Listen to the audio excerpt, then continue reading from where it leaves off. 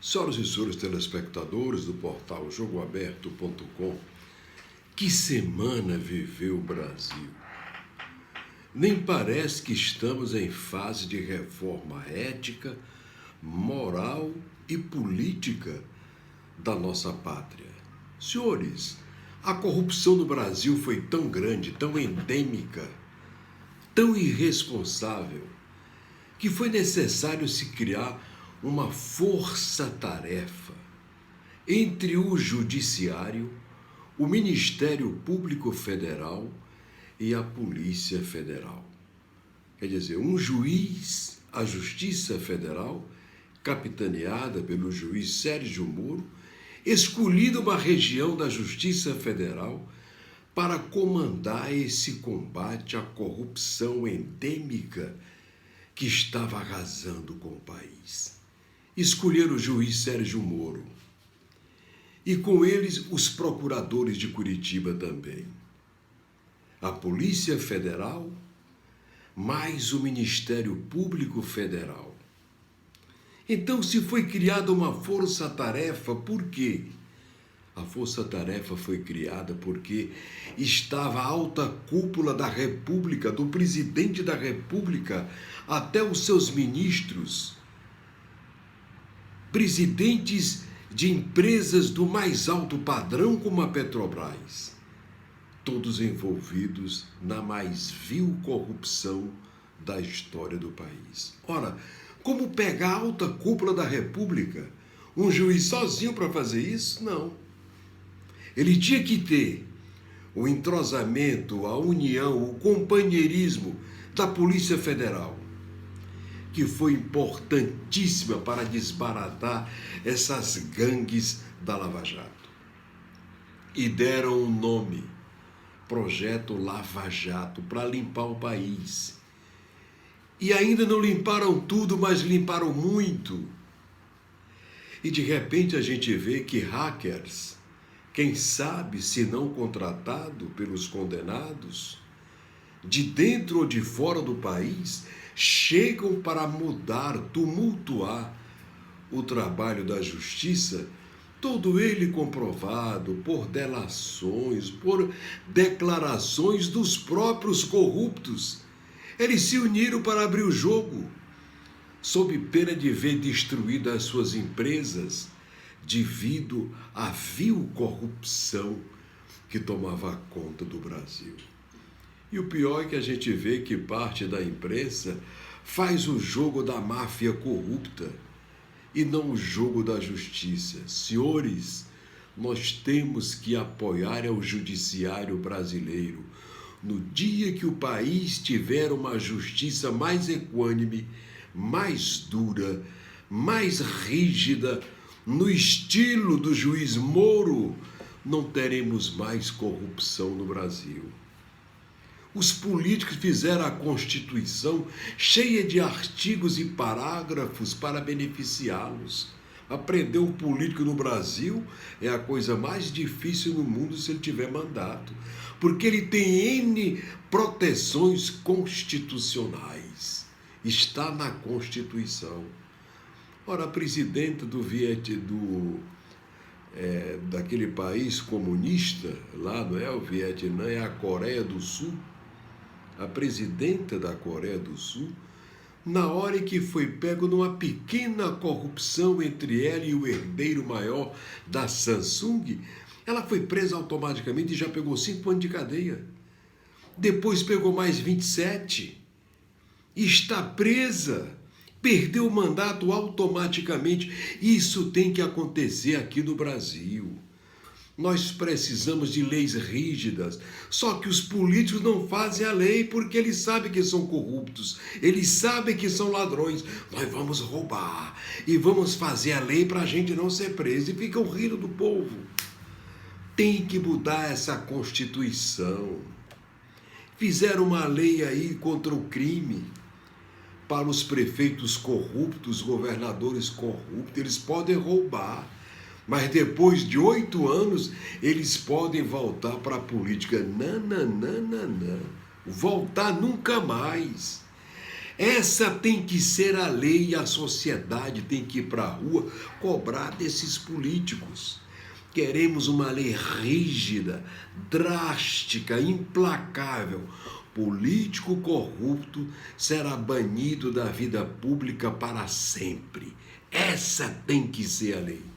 Esse país só muda se acabar com a bandalheira da política em nosso país. Brasília virou um covil de ladrões. Roubava-se da presidência da República aos pequenos escalões dos ministérios e das estatais brasileiras. Usaram o BNDES para tudo, senhores. Dinheiro dirigido, bilhões e bilhões para um só empresário ficar bilionário. Meu Deus, por que não dividiram o dinheiro do BNDES para vários frigoríficos?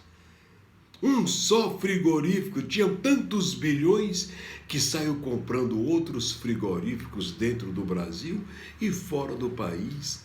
Ninguém enxergou isso. Empreste para qualquer empresário os bilhões que foram cedidos para a JBS, que ele também ficaria milionário, compraria frigorífico no Brasil, fora do Brasil, fazer uma rede de frigoríficos no mundo com o dinheiro do BNDES. Era assim que funcionava o Brasil.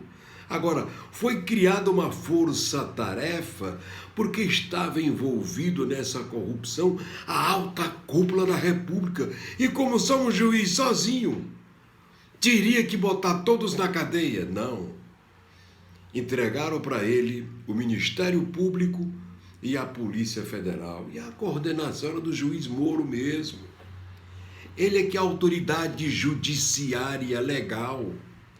E o juiz Moro, com o apoio do Ministério Público Federal e da Polícia Federal, vasculhou tudo e pegou os gabirus de rabo grande e botou na cadeia. Só ele faria isso. Agora, querer desautorizar o Moro, o Ministério Público Federal, a Polícia Federal, com um trabalho tão nobre, tão sério, e eu fico triste quando vejo a imprensa corrupta que perdeu o peitão de mamar, porque eram bilhões por mês, querendo deturpar, querendo mascarar um quadro que não existe. O ministro Moro é íntegro, os procuradores foram íntegros, a Polícia Federal foi competente, fantástica, vasculhou tudo. O Brasil acompanhou isso, você brasileiro acompanhou isso, e você não vai permitir que queiram agora mudar a história da força-tarefa para combater a Lava Jato. A maior cúpula corrupta do mundo. Não tem em país nenhum do mundo uma história de corrupção tão grave, tão vagabunda, tão safada, tão nojenta quanto essa da Lava Jato no Brasil. Todos roubavam. Da alta cúpula da República aos ministérios, aos presidentes de estatais e empresários corruptos. Tudo isso vai ser invalidado? As delações, as fiscalizações, as provas comprobatórias não valem mais nada porque um hacker vagabundo de dentro ou de fora do país foi hackear. Hackear o quê? Se era uma força-tarefa, eles tinham que conversar entre si. Juiz, Ministério Público e Polícia Federal. Afinal de contas, era para pegar do presidente da República, o ex-presidente, ministro de estados e presidentes de estatais, deputados e senadores. Era para o juiz Moro sozinho fazer isso. Ele não podia conversar com ninguém. Não podia falar nem com a Polícia Federal, nem com o Ministério Público. Cada um faz a sua parte. Não. Foi uma força-tarefa criada para isso. Entrosada para isso. Para quê? Para acabar com a organização criminosa que estava destruindo os cofres públicos do país e denegrindo a nossa nação, dentro e fora do país. A imagem do Brasil hoje é triste. Por quê? Por conta da corrupção imoral da Lava Jato. Parabéns, juiz Moro. A sociedade brasileira está do seu lado. Parabéns, senhores procuradores. Os senhores foram os altivos.